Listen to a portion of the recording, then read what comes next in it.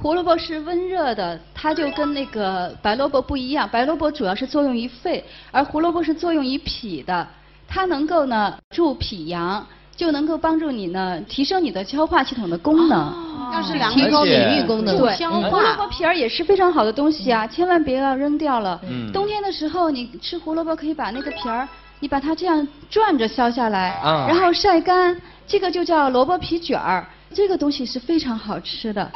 你可以呢吃的时候呢，把它再用水发一下，发完以后呢，再拌一点调料，加一点点红糖，拌起来吃，又香又甜，也是开胃的小菜，并且还能帮助小孩助消化呀、化痰呐，增强这个免疫力。